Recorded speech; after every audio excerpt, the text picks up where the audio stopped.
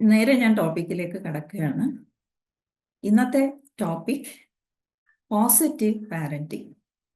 ഈ പാരന്റിങ്ങിനെ കുറിച്ച് എല്ലാവർക്കും വളരെ പരിചിതമാണ് അല്ലേ? നമ്മളെല്ലാവരും മിക്കവരും തന്നെ പാരന്റാണ്, അല്ലെങ്കിൽ ഗ്രാൻഡ് പാരന്റ് ആണ്. അപ്പൊ നമ്മൾ കുട്ടികളെ വളർത്തി വലുതാക്കുന്നതാണ് പാരന്റിങ്, നമുക്ക് വളരെ കൃത്യമായിട്ട് അറിയാം. പക്ഷേ അത് കുട്ടികളുടെ പൂർണ്ണമായ വളർച്ച, ശാരീരികവും മാനസികവും സാമൂഹികവും വൈകാരികവും ബൗദ്ധികവുമായ വളർച്ച നേടിയ ഒരു നല്ല ആത്മവിശ്വാസമുള്ള ഒരു വ്യക്തിയാക്കി കുട്ടിയെ വാർത്തെടുക്കുക എന്നുള്ളതാണ് ഈ പാരന്റിങ്ങിന്റെ ലക്ഷ്യം. അത് നമുക്ക് എല്ലാവർക്കും അറിയാം. പക്ഷെ പാരന്റിങ്ങിൽ വരുമ്പോൾ പ്രശ്നം എന്താണെന്ന് വെച്ചാൽ, പാരന്റ്സ് ആഗ്രഹിക്കുന്നത് തങ്ങളുടെ കുട്ടി എല്ലാ കുട്ടികളെക്കാളും മികച്ചതാക്കുക എന്നുള്ളതാണ്. അല്ലാതെ ആ കുട്ടിയുടെ തന്നെ ബെസ്റ്റ് വേർഷൻ ആകുക, ഏറ്റവും നല്ല പ്രകടനം കാഴ്ചവെക്കുക എന്നുള്ളതിലുപരി കുട്ടി മറ്റുള്ള കുട്ടികളെക്കാൾ മുന്നിലാവുക എന്നാണ് മിക്ക പാരന്റ്സിന്റെയും ആഗ്രഹം. അവിടെയാണ് പ്രശ്നം കിടക്കുന്നത് അല്ലേ? അപ്പോൾ ഈ പോസിറ്റീവ് പാരന്റിങ് എന്താണെന്ന് നമുക്ക് നോക്കാം. അപ്പൊ ഈ പാരന്റിങ് എന്ന് പറയുന്ന ഒരു ജോലിയാണ്. അതൊരു ഫുൾ ടൈം ജോലിയാണ്. ഓഫീസ് ജോലി പോലെ 9 മണിക്ക് പോയി 5 മണിക്ക് വീട്ടിൽ തിരിച്ചു വന്ന് ബാക്കി സമയം വിശ്രമിക്കാവുന്ന ഒരു ജോലിയല്ല, ഒരു ഫുൾ ടൈം ജോലിയാണ്. അതുപോലെ തന്നെ അത് വെല്ലുവിളികൾ നിറഞ്ഞതുമാണ് അല്ലേ? അപ്പോൾ എങ്ങനെ നമുക്ക് അത് നല്ല രീതിയിൽ, ഒരു പോസിറ്റീവ് രീതിയിൽ പാരന്റിങ് ചെയ്യാം എന്നുള്ളതാണ് ഇന്നത്തെ വിഷയം. അപ്പോൾ പോസിറ്റീവ് പാരന്റിങ് എന്ന് പറയുന്നത് എന്താണെന്ന് നമുക്ക് നോക്കാം. പോസിറ്റീവ് പാരന്റിങ് എന്ന് പറയുന്നത് പോസിറ്റീവ് സൈക്കോളജിയുടെ ആശയങ്ങളും തത്വങ്ങളും എല്ലാം ഉപയോഗിച്ചുകൊണ്ട് നമ്മളൊരു ചൈൽഡ് റെയറിംഗ് പ്രാക്ടീസ് ചെയ്യുക എന്നുള്ളതാണ് പോസിറ്റീവ് പാരന്റിങ് കൊണ്ട് ഉദ്ദേശിക്കുന്നത്. അപ്പോൾ ഈ പോസിറ്റീവ് പാരന്റിങ്ങിൽ പാരന്റ് കൂടുതൽ സെൽഫ് അവെയർ ആകുന്നു, മൈൻഡ്ഫുൾ ആകുന്നു. അതുമൂലം കുട്ടിയെ നന്നായി മനസ്സിലാക്കാൻ സാധിക്കുകയും അതിനനുസരിച്ച് കുട്ടിക്ക് വേണ്ടത്ര സ്നേഹവും പരിലാളനയും എല്ലാം കൊടുക്കാൻ സാധിക്കുകയും ചെയ്യുന്നുണ്ട്. അങ്ങനെ ഇതിനെക്കുറിച്ച് ഒരുപാട് ഗവേഷണങ്ങൾ നടത്തിയിട്ടുണ്ട് പോസിറ്റീവ് സൈക്കോളജി. ഇപ്പൊ ഡോക്ടർ ആൻഡ്രിയ സിയെ പറയുന്നു, പോസിറ്റീവ് പാരന്റിങ് എന്ന് പറഞ്ഞാൽ ഒരു continual relationship between parents and children. മാതാപിതാക്കളും കുട്ടിയുമായുള്ള ഒരു തുടർ ബന്ധമാണ് പോസിറ്റീവ് പാരന്റിങ്. അതിൽ എന്തെല്ലാം ഇൻക്ലൂഡ് ചെയ്യുന്നു? അതിൽ കെയറിംഗ് ഉണ്ട്, ടീച്ചിങ് ഉണ്ട്, ലീഡിംഗ് ഉണ്ട്, കമ്മ്യൂണിക്കേറ്റിംഗ് ഉണ്ട്, providing needs of the child consistently and unconditionally, nurturing of the child, enabling the child to acquire certain skills and development of potential, and thus making him an empowering individual. ഇതാണ് positive parenting എന്ന് doctor Andrea പറയുന്നത്. അതായത് ഒരു തുടർ ബന്ധമാണ് രക്ഷാകർത്താവും കുട്ടിയും തമ്മിലുള്ള തുടർച്ചയായ ഒരു ബന്ധത്തിൽ പല പല കാര്യങ്ങൾ ഇൻവോൾവ് ആയിക്കൊണ്ട് കുട്ടിയെ വളർത്തി വലിയ പ്രായപൂർത്തിയായ ഒരാളാക്കുക എന്നുള്ളതാണ് നമ്മൾ പോസിറ്റീവ് പാരന്റിങ്ങിൽ കൂടി അർത്ഥമാക്കുന്നത്. അപ്പോൾ ഇതിൽ നമ്മൾ പാരന്റിങ് രീതികളുണ്ടല്ലേ? ഓരോ പാരന്റും ഓരോ രീതിയിലാണ് കുട്ടികളെ വളർത്തുന്നത്. അപ്പോൾ ഈ പാരന്റിങ് രീതികൾ 2 ഘടകങ്ങളെ അനുസരിച്ചാണ് ഇരിക്കുന്നത്. അതിൽ ഒന്നാമത്തെ ഘടകമാണ് ഡിമാൻഡിങ്നെസ്. നമ്മൾ കുട്ടിക്ക് എത്രത്തോളം ഡിമാൻഡിങ്നെസ്, അതല്ലെങ്കിൽ നമ്മൾ എക്സ്പെക്ടേഷന് ഒരു ചിട്ട, അച്ചടക്കത്തിന് വേണ്ടിയാണ് ഈ ഡിമാൻഡിങ്നെസ് നമ്മൾ വെക്കുന്നത്. കുട്ടി വെറുതെ വളർന്നാൽ പോരല്ലോ, കൃത്യമായ അച്ചടക്കത്തിൽ വളരണം. അതിനുവേണ്ടി ഒരു മാതാപിതാക്കൾ വെക്കുന്ന ഒരു ലിമിറ്റാണ് ഡിമാൻഡിങ്നെസ്. അതാണ് ഒന്നാമത്തെ ഘടകം. രണ്ടാമത്തെ ഘടകം റെസ്പോൺസീവ്നെസ് എന്നാണ്. റെസ്പോൺസീവ്നെസ് എന്ന് പറഞ്ഞാൽ എന്താണ് അർത്ഥമാക്കുന്നത്? എത്രത്തോളം നമ്മൾ കുട്ടിയുടെ നീഡ്സ് അല്ലെങ്കിൽ വാണ്ട്സ്, കുട്ടിയുടെ ആവശ്യങ്ങൾ, പ്രത്യേകിച്ചും വൈകാരികമായ ആവശ്യങ്ങളൊക്കെ എത്രത്തോളം നമ്മൾ മനസ്സിലാക്കുന്നു, അങ്ങനെ അത് പ്രൊവൈഡ് ചെയ്യാൻ സാധിക്കുന്നു എന്നുള്ളതാണ് റെസ്പോൺസീവ്നെസ് കൊണ്ട് ഉദ്ദേശിക്കുന്നത്. അപ്പോൾ ഈ ഒരു മാട്രിക്സിൽ നമ്മൾ നോക്കുകയാണെങ്കിൽ ഈ പാരന്റിങ് സ്റ്റൈൽ 4 വിധത്തിലാണ് വരുന്നത്. ഇതിന്റെ കൂടുതൽ കുറവ് കൂടുതലാണോ കുറവാണോ എന്നതനുസരിച്ച് പാരന്റിങ് സ്റ്റൈൽസ് 4 വിധത്തിൽ ഉണ്ട്. അതെന്തൊക്കെയാണെന്ന് നമുക്ക് നോക്കാം. ഒന്നാമത്തത് അതോറിറ്റേറിയൻ എന്ന് പറയുന്നു. അതോറിറ്റേറിയൻ ഇവിടെ നോക്കൂ, ഡിമാൻഡിങ്നെസ് വളരെ ഹൈ ആണ്. കുട്ടിയോട് വളരെ കർശനമായിട്ടുള്ള നിലപാടുകളൊക്കെയാണ് അവിടെ സ്വീകരിക്കുന്നത്, അല്ലെങ്കിൽ ഹൈ എക്സ്പെക്ടേഷൻ ആണ്. പക്ഷേ റെസ്പോൺസീവ്നെസ് വളരെ ലോ ആണ്. വേണ്ട വാംത്തോ ഒന്നും കാര്യങ്ങളോ ഒന്നും കൊടുക്കുന്നില്ല. ഇതാണ് ഒന്നാമത്തേത്. രണ്ടാമത്തേത് പെർമിസീവ് പാരന്റിങ് എന്ന് പറയും. ഇവിടെ പാരന്റ് പെർമിസീവ് ആണ് എന്ന് പറഞ്ഞാൽ എന്താണ് അർത്ഥം? വളരെയധികം സ്നേഹവും പരിലാളനയും എല്ലാം കൊടുക്കുന്നുണ്ട്, പക്ഷെ യാതൊരു നിയന്ത്രണവും ഇല്ല കുട്ടിയുടെ മേൽ. കുട്ടിയാണ് അവിടെ വലിയ ആള്. പാരന്റ് കുട്ടിയാണ് നോക്കുന്നത്, അല്ലെ പാരന്റിനെ കുട്ടിയുടെ മേലെ ഒരു നിയന്ത്രണവും ഇല്ല, ഒരു റോളും ഇല്ല. കുട്ടിയാണ് കാര്യങ്ങൾ നിശ്ചയിക്കുന്നത്. മൂന്നാമത്തേത് നെഗ്ലിജന്റ്. ഇവിടെ നോക്കൂ, റെസ്പോൺസീവ്നെസ്സും ഇല്ല, ഡിമാൻഡിങ്നെസ്സും ഇല്ല. സ്നേഹവും കൊടുക്കുന്നില്ല, കുട്ടിയുടെ മേലെ ഒരു നിയന്ത്രണമോ അച്ചടക്കമോ ഒന്നും കൊടുക്കുന്നില്ല. തീരെ ശ്രദ്ധിക്കാത്ത ഒരു പാരന്റിങ് സ്റ്റൈലാണ് ഈ നെഗ്ലിജന്റ് എന്ന് പറയുന്നത്. അടുത്തത് അതോറിറ്റേറ്റീവ്. ഇതാണ് ഏറ്റവും ബെസ്റ്റ് പാരന്റിങ് രീതി. അതോറിറ്റേറ്റീവ് എന്ന് പറഞ്ഞാൽ ഡെമോക്രാറ്റിക് പാരന്റ് എന്നും പറയും. ഇവിടെ എന്താണ്? രണ്ടും കൂടുതലാണ്. റെസ്പോൺസീവ്നെസ്, വേണ്ട സ്നേഹവും പരിലാളനയും ഒക്കെ കൊടുക്കുന്നതിനോടൊപ്പം തന്നെ കൃത്യമായ അതിർവരമ്പുകൾ നിശ്ചയിക്കുകയും ചെയ്യുന്നു. കുട്ടി എങ്ങനെയാണ് പെരുമാറേണ്ടത്, എങ്ങനെയാണ് അച്ചടക്കം വരുത്തേണ്ടത് എന്നുള്ള കാര്യത്തിൽ വളരെ കൃത്യമായിട്ടുള്ള നിലപാട് സ്വീകരിക്കുകയും ചെയ്യുന്ന പാരന്റിങ് രീതിയാണിത്. അപ്പൊ ഈ 4 തരം നമുക്കൊന്ന് വിശദമായി പരിശോധിക്കാം. ഇതെന്തൊക്കെയാണ്? ഒന്നാമത്തേത് അതോറിറ്റേറിയൻ പാരന്റ്. മിന്നു 4ാം ക്ലാസ്സിൽ പഠിക്കുന്ന കുട്ടിയാണ്. അവള് സ്കൂളിൽ നിന്ന് വന്നിട്ട് അച്ഛനോട് പറയുവാണ്, സ്കൂളിൽ നിന്ന് ഒരു ടൂർ പോകുന്നു, എനിക്ക് ടൂർ പോകണം. അവളുടെ ആവശ്യമാണത്, നീഡാണ്. കുട്ടി പാരന്റിനോട് പറയുന്നു. എന്നാൽ അച്ഛൻ അപ്പോ തന്നെ ഒരു ബിഗ് നോയാണ് പറഞ്ഞത്. ഇവിടെ ആരും ടൂർ പോകുന്നില്ല, നീ ടൂർ പോകുന്ന പ്രശ്നമേ ഇല്ല. ഇവിടെ മിന്നുവിന്റെ അച്ഛനാണ് അവിടെ നിയമം ഉണ്ടാക്കുന്നത്. മിന്നുവിന്റെ ആവശ്യങ്ങൾ അദ്ദേഹം പരിഗണിക്കുന്നേ ഇല്ല. ഈ മിന്നുവിന്റെ അച്ഛൻ ഒരു അതോറിറ്റേറിയൻ പാരന്റ് ആണ്. ഇതെന്താണ് അതോറിറ്റേറിയൻ പാരന്റ്? വളരെ ഹൈ എക്സ്പെക്ടേഷൻ, കുട്ടിയിൽ നിന്ന് വലിയ ഉയർന്ന നിലവാരമൊക്കെ പ്രതീക്ഷിക്കുന്നുണ്ട്. സ്ട്രിക്റ്റ് ആയിട്ട് ഡിസിപ്ലിനും റൂളും എല്ലാം വയ്ക്കുന്നു. വളരെ കർക്കശ പട്ടാള ചിട്ടയാണ് അവിടെ. കൊടുക്കുന്ന സ്നേഹമോ ലോ ആണ്, വളരെ ലോ ആയിട്ടേ സ്നേഹം പ്രകടിപ്പിക്കാറ് തന്നെ ഇല്ല. കുട്ടിക്ക് യാതൊരു സ്വാതന്ത്ര്യവും ഇല്ല, ഒരു ഓട്ടോണോമിയും ഇല്ല. ഇതാണ് അതോറിറ്റേറിയൻ പാരന്റിന്റെ രീതി. അപ്പൊ നിങ്ങൾ എല്ലാവരും ഒന്ന് പരിശോധിച്ചോളൂ. ഓരോ പാരന്റിങ് പറയുമ്പോഴും നമ്മൾ അതിലാണോ പെടുന്നത് എന്ന് ഇപ്പോൾ തന്നെ ശ്രദ്ധിച്ചോളൂ. രണ്ടാമത്തെ പാരന്റിങ് പെർമിസീവ് പാരന്റിങ് എന്നുള്ളതാണ്. പെർമിസീവ് പാരന്റിങ്ങില് ഇവിടെ നോക്കൂ, ചിന്നുവിന്റെ അമ്മ ചിന്നു പറയുകയാണ്, ഞാൻ ഹോംവർക്ക് ചെയ്യുന്നില്ല, എനിക്ക് ഹോംവർക്ക് ചെയ്യണ്ട എന്ന് പറഞ്ഞപ്പോൾ അമ്മ പറയാണ്, ശരി, മോൾക്ക് ഇഷ്ടമില്ലെങ്കിൽ മോള് ചെയ്യണ്ട, ഹോംവർക്കൊക്കെ വലിയ ബുദ്ധിമുട്ടുള്ള കാര്യമാണ്, ശരി, അത് ചെയ്യണ്ട എന്നാണ് പറയുന്നത്. അല്ലാതെ കുട്ടിയെ കൊണ്ട് ഹോംവർക്ക് ചെയ്യിക്കാനുള്ള ഒരു ശ്രമവും അമ്മയുടെ ഭാഗത്തുനിന്നില്ല. അതായത് ഒരു നിയന്ത്രണം കുട്ടിയുടെ മേലെ ഈ അമ്മയ്ക്കില്ല. ഈ ചിന്നുവിന്റെ അമ്മ ഒരു പെർമിസീവ് പാരന്റ് ആണ്. കുട്ടിയുടെ മുമ്പിൽ തൊഴുതു പിടിച്ചു നിൽക്കുകയാണ്. കുട്ടിയാണ് അവിടെ കാര്യങ്ങൾ നിശ്ചയിക്കുന്നത്. അപ്പോ സ്നേഹവും എല്ലാം കൊടുക്കുന്നുണ്ട്. ഇത് നമ്മൾ കണ്ടല്ലോ, ചിത്രത്തിൽ ആദ്യം കണ്ടതാണ്. സ്നേഹവും എല്ലാം കൂടുതലുണ്ട്, വാംത്തും കെയറും എല്ലാം കൂടുതലായി കൊടുക്കുന്നു. പക്ഷേ റൂൾസോ എക്സ്പെക്ടേഷനോ ഒന്നും ഇല്ല, കൃത്യമായിട്ട് ഒന്നും വെച്ചിട്ടില്ല. കാരണം കുട്ടി പറയുന്നതാണ്. അത് ഡിസിപ്ലിൻ വളരെ കുറവായിരിക്കും, ചൈൽഡ് സെന്റേർഡ് ആണ്. ഇങ്ങനെ വളരുന്ന കുട്ടികൾ മുതിർന്നവരെ ബഹുമാനിക്കാറില്ല. അതുപോലെ തന്നെ വലുതായി ആകുമ്പോൾ ഇങ്ങനെയുള്ള കുട്ടികൾ ഒരു സ്വയം നിയന്ത്രണം ഉണ്ടാവുകയില്ല, അച്ചടക്കവും ഉണ്ടാവുകയില്ല. ഇതാണ് ഈ പെർമിസീവ് പാരന്റിങ്ങിന്റെ കുട്ടികളിലുള്ള ഫലം. ഇനി അടുത്ത പാരന്റിങ് നമുക്ക് നോക്കാം, നെഗ്ലിജന്റ് പാരന്റിങ് എന്നുള്ളത്. ഇവിടെ 7 വയസ്സുകാരനായ ബെന്നിന്റെ അച്ഛനാണ് ജെയിംസ്. ഈ ബെന്നിന് അമ്മയില്ല, സിംഗിൾ പാരന്റ് ആണ്.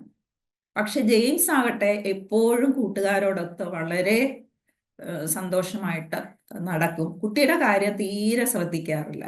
കുട്ടി സ്വയമാണ് കുളിക്കുന്നതും എല്ലാ കാര്യങ്ങളും, ഡ്രസ്സ്, ഒന്നിനും ഒരു സഹായം അല്ലെങ്കിൽ സപ്പോർട്ട് ഈ ബെൻ നൽകുന്നില്ല. അപ്പോൾ ടീച്ചർ മനസ്സിലാക്കുകയാണ് ഈ കുട്ടി വളരെ മുഷിഞ്ഞ യൂണിഫോം ഒക്കെ ഇട്ടാണ് സ്കൂളിൽ വരുന്നത്, പലപ്പോഴും ലഞ്ച് കൊണ്ടുവരാതെയൊക്കെ വരുന്നു.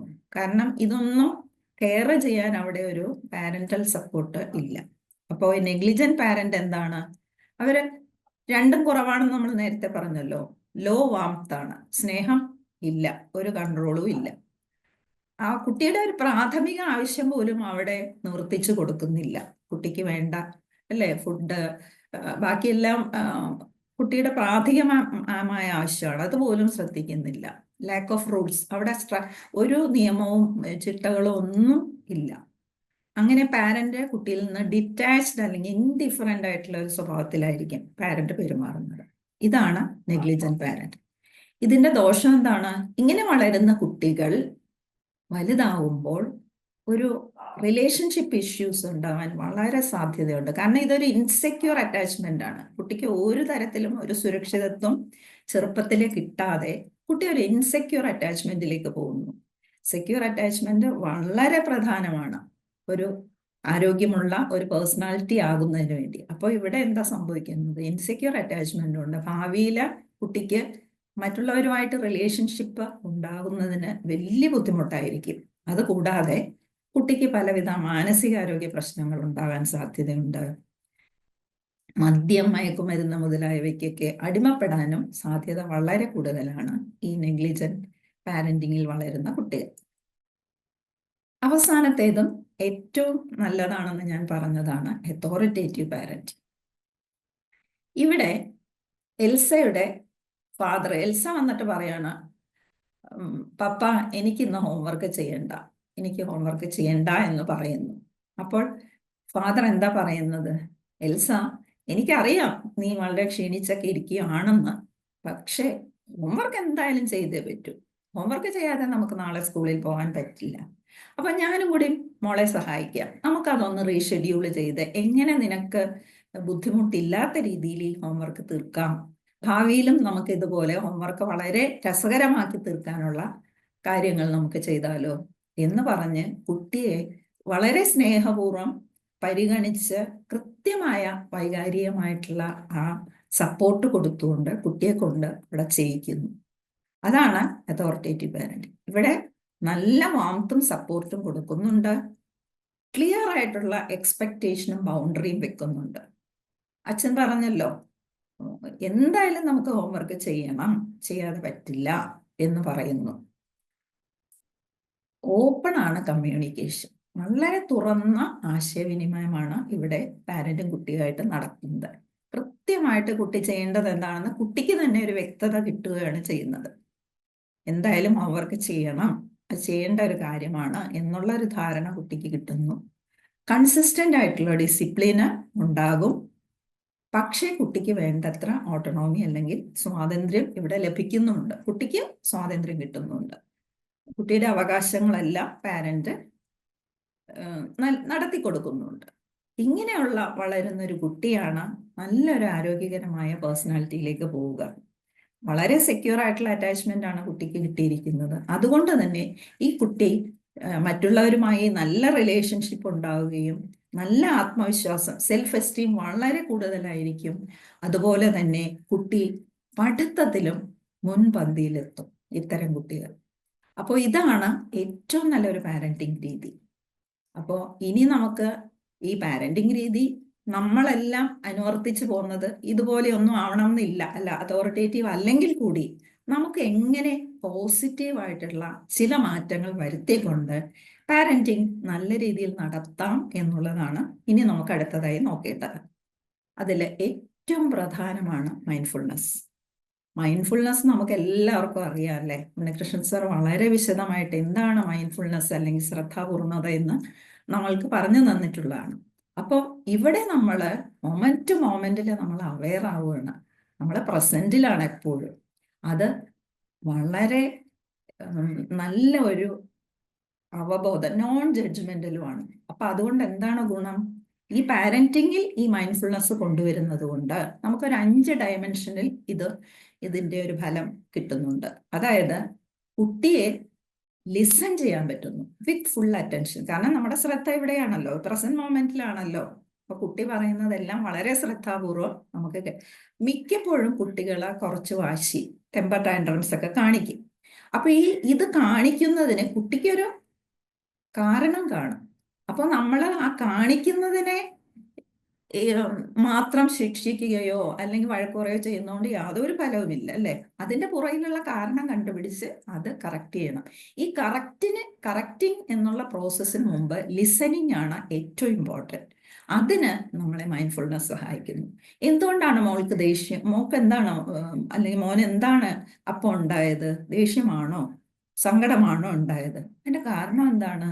അപ്പൊ ഇനി നമുക്കിത് ഇല്ലാതിരിക്കാൻ വേണ്ടി എന്ത് ചെയ്യാൻ പറ്റും നമുക്കൊന്ന് ആലോചിച്ചാലോ? ഇപ്പൊ ഇങ്ങനെയെല്ലാം കുട്ടി സമാധാനമായിട്ടിരിക്കുന്ന സമയത്ത് കുട്ടിയായിട്ട് തുറന്ന ആശയവിനിമയം നടത്തുമ്പോൾ കുട്ടിക്കും ആ കാര്യം മനസ്സിലാവുന്നു, കുട്ടിയും അവെയർ ആവുന്നുണ്ട്.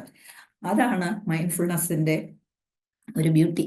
അപ്പോൾ അത് നമുക്ക് കുട്ടിയെ നന്നായി ലിസൺ ചെയ്യാനും ഫുൾ അറ്റൻഷനാണ്, പൂർണ്ണ ശ്രദ്ധയോടെ ലിസൺ ചെയ്യാൻ സാധിക്കുന്നു. കുട്ടിയുടെ പ്രശ്നം എന്താണെന്ന് പാരന്റ് ലിസൺ ചെയ്യുന്നു. രണ്ടാമത് self regulation in parental relationship. പൊതുവെ നമ്മൾ എന്താ ചെയ്യുന്നതെന്ന് വെച്ചാൽ ഹാബിച്വൽ ആയിട്ട് റിയാക്ഷൻ ആണ് ചെയ്യുന്നത്. ഉടനെ കുട്ടി എന്തെങ്കിലും കാണിക്കുന്നു, ഉടനെ അടി വീണു അല്ലെങ്കിൽ ചീത്ത വിളിച്ചു, യാതൊരു പ്രയോജനവുമില്ല, അല്ലേ? അത് നമ്മളെ ഓട്ടോ പൈലറ്റ് മോഡിലാണ് അവിടെ പ്രതികരിക്കുന്നത്. അപ്പോൾ ഈ മൈൻഡ്ഫുൾനെസ്സിൽ പ്രാക്ടീസ് ചെയ്താൽ നമുക്ക് നമ്മളെയും വളരെ അവെയർ ആവണം. ഈ പ്രസന്റ് മൊമെന്റിനെ കുറിച്ച് അവെയർ ആകുമ്പോൾ നമുക്ക് തന്നെ നമ്മുടെ സ്വഭാവത്തിൽ ഒരു നിയന്ത്രണം കൊണ്ടുവരാൻ സാധിക്കും. നന്നായി റെസ്പോണ്ട് ചെയ്യാൻ പറ്റും, റിയാക്ഷന് പകരം റെസ്പോണ്ട് ചെയ്യാൻ. അങ്ങനെ നമ്മുടെ സെൽഫ് റെഗുലേഷൻ, പാരന്റിനെ സെൽഫ് റെഗുലേഷന് സാധ്യമാക്കുന്നു മൈൻഡ്ഫുൾനെസ്. മൂന്നാമതായിട്ട് നോൺ ജഡ്ജ്മെന്റൽ. നമുക്കറിയാമല്ലോ മൈൻഡ്ഫുൾനെസ്സിൽ യാതൊരു മുൻവിധിയുമില്ല. നോൺ ജഡ്ജ്മെന്റൽ ആയിട്ട് നമ്മൾ അക്സെപ്റ്റ് ചെയ്യുന്നു കുട്ടിയെയും. കുട്ടി എന്ത് തന്നെ ചെയ്താലും കുട്ടിയെ മനസ്സിലാക്കിക്കൊണ്ട് കുട്ടിയെ അക്സെപ്റ്റ് ചെയ്യുന്നു. സ്വയം പാരന്റും അക്സെപ്റ്റൻസ് ഉണ്ട്. അപ്പൊ രണ്ടുപേർക്കുള്ള അക്സെപ്റ്റൻസ്, നോൺ ജഡ്ജ്മെന്റൽ അക്സെപ്റ്റൻസിന് ഈ മൈൻഡ്ഫുൾനെസ് നമ്മെ സഹായിക്കുന്നു. അടുത്തതായി ഇമോഷണൽ അവെയർനെസ് ആണ്. വൈകാരികമായിട്ട് നമ്മുടെ ഉള്ളിൽ എന്താണ് അപ്പോൾ നടക്കുന്നത്, എന്താണ് നമ്മൾ ചെയ്യേണ്ടത് എന്ന് നമ്മൾ അവെയർ ആവുകയാണ് നമ്മുടെ ഉള്ളിലുള്ള ആ വികാരങ്ങൾ. അതുപോലെ തന്നെ കുട്ടിയുടെയും കുട്ടിക്ക് എപ്പോഴും ആ ഇമോഷണൽ ആ നീഡ്സ് നമ്മൾ വാലിഡേറ്റ് ചെയ്യണം. കുട്ടിക്ക് ഇമോഷണലി കുറെ ഉണ്ടാവും. അപ്പൊ അത് നമ്മൾ വാലിഡേറ്റ് ചെയ്യാൻ നമുക്ക് മൈൻഡ്ഫുൾനെസ്സിലൂടെ സാധിക്കുന്നു. കുട്ടിയുടെ അപ്പോൾ ഉണ്ടായ ഇമോഷൻ എന്താണ്, അപ്പോൾ അത് എങ്ങനെ നമുക്ക് കൈകാര്യം ചെയ്യാം.